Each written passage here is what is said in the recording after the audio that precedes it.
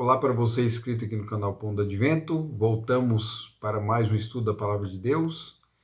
Nessa semana nós começamos uma nova fase, um novo trimestre, com uma nova série de estudos. Neste trimestre nós vamos estudar o livro de Salmos. Então essa é a nova lição da Escola Sabatina. Então será um trimestre todo falando sobre o livro de Salmos. Então o livro de Salmos ele é um livro bem diferente assim, que se encontra na Palavra de Deus, porque ele é um livro de poemas, tá? Então, algumas pessoas gostam de falar assim que ele era o inário do povo judeu, mas na verdade não era, tá? Os livros de Salmos não eram um inário, não, pelo menos não no sentido que nós temos hoje para inário, né? Aquele livro, aquele conjunto de músicas que a gente, né, leva para a igreja, alguns levam no celular, outros levam impresso, alguns não levam mais, né? E porque agora os hinos são projetados, mas de qualquer forma toda igreja tem o seu conjunto de músicas, né, de hinos, de músicas para o culto. Mas o livro de Salmos não era isso, né? Embora esses poemas sejam canções também, né? São canções e eram usados, né? Muitos deles eram usados no culto do santuário, mas outros eram usados nos lares, né? Alguns são chamados de cantos de peregrinação, para momentos em que eles relembravam a peregrinação que eles fizeram, o retorno da volta de Babilônia, por exemplo. Então o livro de Salmos ele tem esse conjunto, mas ele não é um inário, né? Ninguém andava com o livro de Salmos debaixo do braço e ia para o culto com aquele monte de rolos de livros, né? Não era assim que funcionava, tá? Mas existe essa equivalência entre salmos, né, com os hinos que eles cantavam, as músicas que eles cantavam, com os hinos que nós cantamos hoje. Muitos dos nossos hinos do inário, né, seja, né, não sei para quem que eu estou falando, né, acho que muitos são adventistas que estão assistindo, outros não, mas a Igreja Católica tem seu inário, né, a Congregação Cristã tem seu inário, Testemunho de Jeová tem seu inário, batistas tem seu inário. Então, cada igreja tem, cada denominação tem o seu inário próprio, seu conjunto de hinos. Muitos são parecidos, né? Muitos são iguais, muda às vezes a letra ali, tá? Mas, de forma geral, é tudo muito parecido. Então, o livro de Salmos é esse livro, né? Mas ele não é simplesmente só um livro de poemas e de canções para louvor em culto. Tá? Então ele tem toda uma estrutura e eu vou falar um pouco sobre essa estrutura aqui. Então a lição, na verdade, não tratou exatamente, essa primeira lição, não tratou exatamente da estrutura dos salmos. Falou um pouco, né? Mas eu vou falar um pouco, né? Eu vou procurar falar em cada vídeo que a gente fizer, vou procurar trazer esse tipo de informação, porque ele vai agregar aqui ao estudo, né? Você que tem a lição aí, se você não tem a lição, você pode ir no site CPB+, e no CPB+, você tem lá a lição de adultos. É a mesma lição aqui, a mesma lição impressa, com os comentários até, né? Equivale à lição de professor. Então, é importante que você estude em casa e acompanhe o vídeo depois, né? O vídeo é um complemento, tá? Então, para a gente começar, eu vou ler aqui um texto, que é um texto muito importante de Lucas 24, é o texto que abre aqui a nossa sessão de estudos, e ele diz o seguinte: a seguir, Jesus lhes disse, são estas as palavras que eu lhes falei, estando ainda com vocês. Era necessário que se cumprisse tudo o que está escrito a respeito de mim na lei de Moisés, nos profetas e nos salmos. Então lhes abriu o entendimento para compreenderem as Escrituras. Olha que interessante aqui nessa passagem. Nessa passagem Jesus fala assim que para que os discípulos entendessem o plano, a vida, né, a missão de Jesus aqui na sua primeira vinda e também em toda a história da redenção, era necessário que eles lessem tudo o que estava escrito a respeito dele quem? De Jesus, na lei de Moisés, nos profetas e nos salmos. Lei de Moisés, nos profetas e nos salmos. Tá? Jesus aqui usou a divisão, praticamente a divisão que é usada pelos judeus até hoje, né? Do Tanakh. O Tanakh é como se fosse uma sigla, tá? A sigla para Torá, para Neviim e Ketuvim. Né? Então, a Torá, a lei, Neviim, os profetas, e Ketuvim, os escritos. Tá? E nos escritos, que é o Ketuvim, nós encontramos salmos. Né? Nós escutamos salmos, encontramos o livro de Provérbios, o livro de Esdras e Neemias. Né? Na Bíblia hebraica, Esdras e Neemias são um livro só. Então tem esse conjunto, essa divisão, né? Ela é um pouco diferente da nossa. Tá? Então a gente costuma falar de livros históricos, né? O Pentateuco, livros históricos, livros proféticos e poemas, né? Livros poéticos. Então a gente tem, nos livros poéticos nós temos Jó, nós temos Salmos, temos Provérbios, Cantares. Então esses livros, essa divisão, que é a nossa, né? Ela também se encontra aqui na Bíblia hebraica, né? A Bíblia hebraica é o Antigo Testamento que nós usamos, mas eles tinham uma divisão, essa divisão em 3 partes. Então, nós temos a Torá, que é a lei, né? O que a gente chama de Pentateuco. Eles têm Neviim, que são os profetas, então eles agrupam ali todos os profetas nesse conjunto de livros aqui. E temos Ketuvim, que são os escritos, né? Que são esses livros que eu mencionei também agora há pouco. Livros de Salmos, livros de Provérbios, livros de Cantares, livros de Esdras, livros de Ruth. Então está tudo ali, né? Inclusive Daniel. O livro de Daniel também se encontra, ele está separado do livro dos profetas, tá? Mas isso é uma outra história. Então, Salmos se encontra em Ketuvim, na parte de escritos.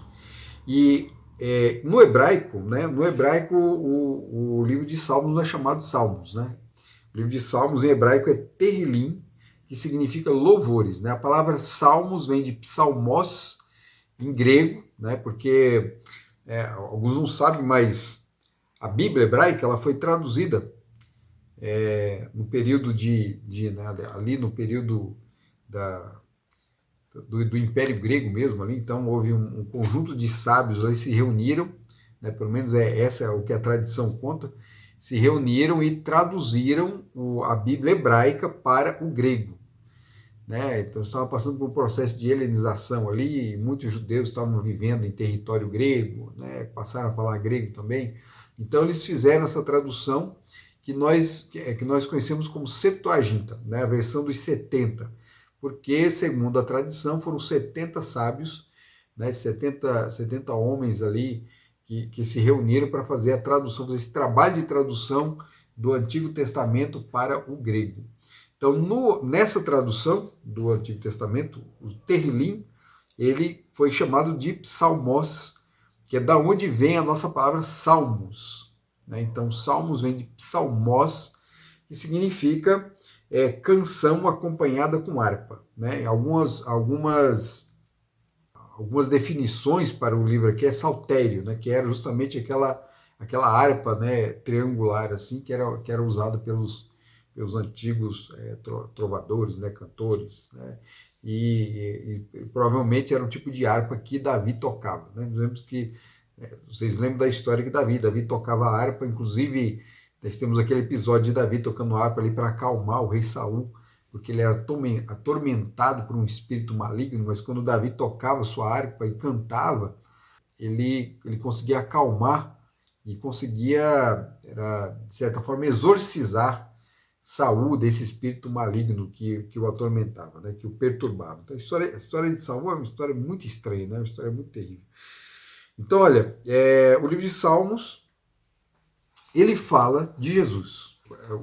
O primeiro verso aqui, ele fala assim, olha, vocês deveriam estudar, né, a lei de Moisés, ou seja, a Torá, os profetas, Neviim, e Salmos que está em Ketuvim. É lógico que também, quando ele fala Salmos, ele já está incluindo tudo que está no Ketuvim, mas como é que o livro de Salmos fala de Jesus? É um livro de canções, fala sobre Deus, né?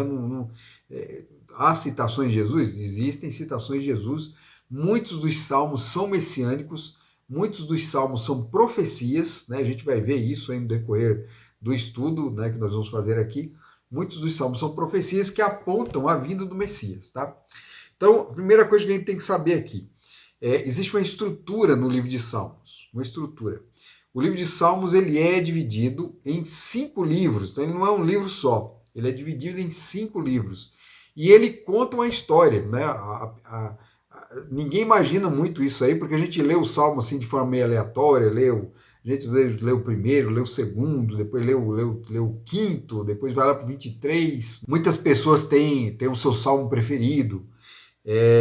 Algumas pessoas têm aquele costume de abrir a Bíblia e deixar a Bíblia aberta no Salmo 91, porque eles acreditam que, né, lógico, não todos, né, mas muitos acreditam que o Salmo 91, deixar a Bíblia aberta, o Salmo 91 vai proteger a sua casa de problemas, né, vai trazer sorte. Só que um detalhe, a Bíblia não é amuleto, a Bíblia não traz sorte porque ela está lá, porque o livro está ali, ou está aberto ou fechado. Tá? Se o livro não for lido, ele não serve para nada, é só papel e tinta, né? Então, o livro de Salmo, o livro de Salmos, ele tem que ser lido, tem que ser compreendido e tem que ser guardado, assim como aquela mesma bênção do Apocalipse, bem-aventurados que leem, bem-aventurados que ouvem, os que guardam as profecias do livro. Então a gente pode usar também para o Salmo. Bem-aventurados que leem, bem-aventurados que ouvem e bem-aventurados que guardam tudo aquilo que está escrito ali no livro de Salmos. Tá? Porque o livro de Salmos, ele fala de Jesus, assim como toda a Sagrada Escritura. Jesus é o personagem principal. Mas, às vezes você está lendo o Salmo e fala, mas onde o Salmo está falando aqui de Jesus? Né? Necessariamente, nem todo Salmo vai falar diretamente.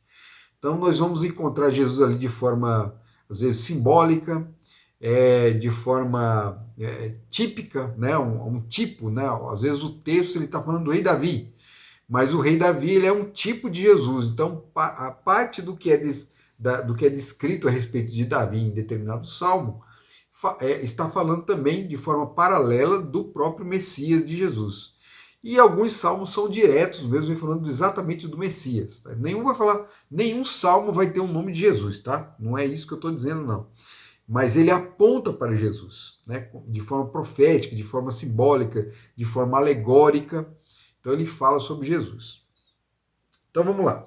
O livro é dividido em 5 partes, são 5 livros, e não é à toa isso aí, na verdade existe uma intencionalidade nisso.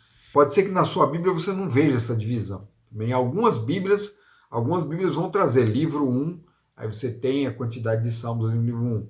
Né? Você tem do Salmo 3 até o Salmo 41, o livro 1. O livro 2, aí vai do Salmo 42 ao 72. O livro 3 vai do 73 até o 89.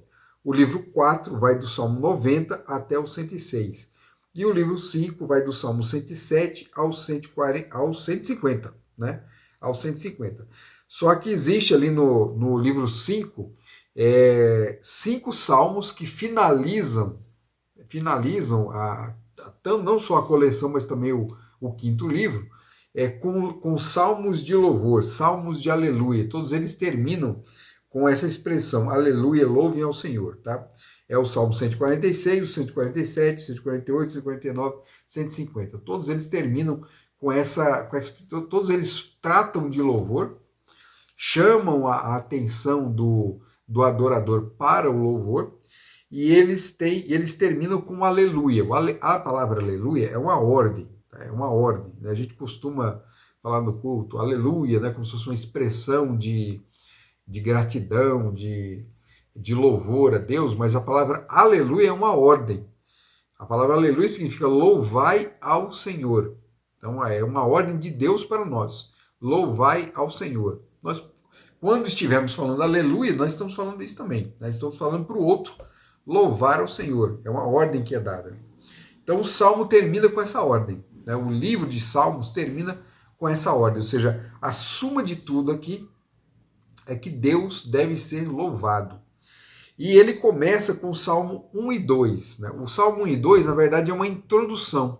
Ele não não está exatamente no primeiro livro. Ele é uma introdução para todos os 5 livros que virão, né? Para todos os salmos que virão a seguir. E o Salmo 1, né? Ele é um salmo que exalta, né? No Salmo 1 e Salmo 2, nós temos ali os 2 principais temas que vão aparecer em todos os outros salmos. Então, o Salmo 1 você lembra, talvez você lembre muito bem, vem falando assim que o justo, né, ele não se demora na roda dos escarnecedores, né? Então o justo ele não fica ali no meio dos ímpios, mas o prazer do justo está na lei do Senhor. Na lei do Senhor. A palavra que é usada para lei ali no primeiro salmo é Torá, né? A mesma Torá que eu mencionei aqui, a Torá, que são os 5 primeiros livros de Moisés. Então, quando eu falo Torá, eu não estou falando apenas dos 10 mandamentos. Alguém pode pensar assim, porque ela é traduzida por lei, né? Que eu estou falando apenas dos 10 mandamentos. A minha mente, né, o meu prazer está em meditar nos 10 mandamentos. Tá ótimo, né? Ótimo. Só que os 10 mandamentos, eles, para serem profundamente compreendidos, é necessário que você entenda, que você medite na Torá inteira, que é os 5 livros de Moisés. Então, os 5 livros de Moisés são o foco aqui do primeiro salmo. E os 5 livros de Moisés, ou seja, a Torá, ela vai estar presente em todos os salmos, né, nessa estrutura dos salmos. Inclusive, são 5 livros. Né? Os salmos são divididos em 5 livros justamente como uma referência à Torá, que são 5 livros. Quem estruturou isso? Né? Quer dizer, porque cada salmo foi escrito por uma pessoa diferente. Foram escritos por pessoas diferentes, em épocas diferentes, em lugares diferentes. Então, como é que se estruturou tudo isso? Então, possivelmente, Esdras, depois do retorno do cativeiro, ele pegou todas essas coleções de cânticos. É lógico que haveriam muito mais salmos, tem muito mais salmos que não entraram aqui nessa coleção, mas ele pegou, ele estruturou e ele criou todo um código aqui, né? Que às vezes não é muito visível, mas ele está presente. Então, primeiro passo, há uma estrutura de 5 livros, que é uma lembrança da Torá. O primeiro salmo que abre essa coleção, ela é uma exaltação à Torá, à lei de Deus, ou seja, minha mente medita na lei de Deus de dia e de noite, na Torá. E o Salmo 2 é uma reflexão a respeito do Messias. Então, os salmos têm 2 focos, Torá e Messias. Tá? Põe isso, ó, lembra disso aí. Torá e Messias. A lei de Deus e o Messias. A lei de Deus e a promessa da vinda do Messias. Então, isso vai aparecer em toda a Torá, em todo o livro de Salmos. Então, quando você estiver lendo o livro de Salmos, procure enxergar esses elementos no livro, tá? Para você não perder, para você conseguir chegar na essência do livro. Aí uma outra coisa, os 4 primeiros livros, eles terminam, né? Cada ordem de livros termina com uma sentença. Que o Senhor Deus Israel seja abençoado para sempre. Amém e amém. Então, o Salmo que vai finalizar o 41, primeiro livro, vai falar isso. O 72, que termina o segundo livro, vai falar isso. O 89, que termina o terceiro livro, vai falar isso. O Salmo 106 vai falar isso também, terminando ali, concluindo o 4º livro. Então, existe aqui também uma outra intencionalidade no texto. Que Deus, o Deus de Israel, seja abençoado. Então, os salmos, eles chamam atenção. Olha só quantas coisas nós já tiramos aqui. O salmo chama atenção para o Messias, e isso o próprio Cristo disse, né? Vocês ouviram falar de mim nos salmos. Fala sobre a Torá, a lei de Deus. Fala sobre a suma de tudo, né? A conclusão de tudo nos livros. O louvor a Deus, o verdadeiro louvor. E que fique entendido que o verdadeiro louvor só é possível quando eu sei quem é o Messias. Né? Deus, ele para ser honrado, ele tem que se compreender a questão do Messias e tem que se compreender a lei e tem que se meditar na lei. Então Deus não pode ser louvado se você negligencia essas 2 coisas. Não basta também aceitar apenas só vou aceitar o Messias, pronto. Não. Ou só a lei. Não. Tem que ser as 2 coisas. A lei e o Messias, ou seja, a justiça e a misericórdia, a justiça e a paz, né? Nós temos lá um dos salmos, inclusive, que fala assim, a justiça e a paz se beijaram. Então a gente encontra isso aí presente no livro de Salmos. Outra coisa interessante, né, sobre o livro de Salmos, né? O primeiro conjunto, o do livro 1 até o livro 3, são chamados de salmos de lamentação. Então a maioria deles são salmos de Davi, vem falando sobre as desventuras, né, e as aventuras, né, as tragédias que Davi viveu e também as vitórias de Davi. Então, mas a maioria deles, a maioria dos salmos, são salmos de lamento, né? Então, traz muita dor, fala sobre a confusão de sentimentos, raiva, né? O sentimento de raiva, às vezes de indignação. Existe uma cobrança para que Deus faça alguma coisa. Então, a gente encontra isso do primeiro livro de Salmos até o terceiro livro de Salmos. Então, nós temos ali uma divisão assim também essa divisão temática no livro. Lamentação, e do 4 ao 5, salmos de louvor, né, que são os salmos de alegria, de celebração, salmos de aleluia, né, de louvor ao Senhor, e que focam muito mais no Messias. Então nós temos a seguinte estrutura, nós temos o início dos salmos falando sobre as batalhas, lutas e o reinado de Davi, e é lógico que ali no meio vai se apontar também para o reinado messiânico de Jesus, ele vai estar presente sempre. E aí depois nós temos ali no livro 3 a grande tragédia, o exílio. Então nós temos salmos de exílio ali, e vai uma lembrança de que o reinado, né, o que deveria ter sido tão rico, né, e com crescimento progressivo, não, houve uma queda na casa de Davi, no reinado de Davi, e o povo acabou indo para o exílio. E aí nós temos depois do 4 ao 5 o retorno do exílio, né, e uma celebração do reinado do rei vindouro, aquele que vai trazer paz, aquele que vai conseguir fazer aquilo que Davi não conseguiu fazer. Então os salmos estão estruturados dessa forma, tá? Os autores dos salmos, nós temos Davi, que escreveu 73 salmos, Asaf, 12 salmos, os filhos de Corá têm 11 salmos, Emã e Etã têm 2 salmos, Salomão e Moisés, 3 salmos, e nós temos 49 salmos anônimos. Nós não sabemos quem escreveu esses salmos, quem foram os poetas, quem foram esses homens inspirados por Deus aí. Lá na eternidade a gente vai ficar sabendo quem foi, tá certo? Mas por enquanto a gente tem o nome de alguns aqui, inclusive Moisés. Olha que coisa interessante, nós temos Moisés. E é interessante que Moisés vem depois. Moisés vai aparecer lá no livro 4.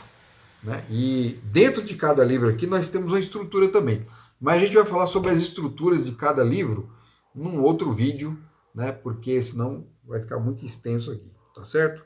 Então, para iniciarmos aqui o nosso estudo de Salmos, é importante que nós saibamos de tudo isso aqui e temos sempre em mente que o livro de Salmos é um livro de louvores, ele chama a nossa atenção para a necessidade da adoração, a verdadeira adoração, e a verdadeira adoração só acontece quando eu reconheço, né, a trajetória do Messias e a necessidade que eu tenho da ação messiânica, né, do plano messiânico de salvação, e quando eu medito na lei de Deus, na Torá, de dia e de noite. Tá?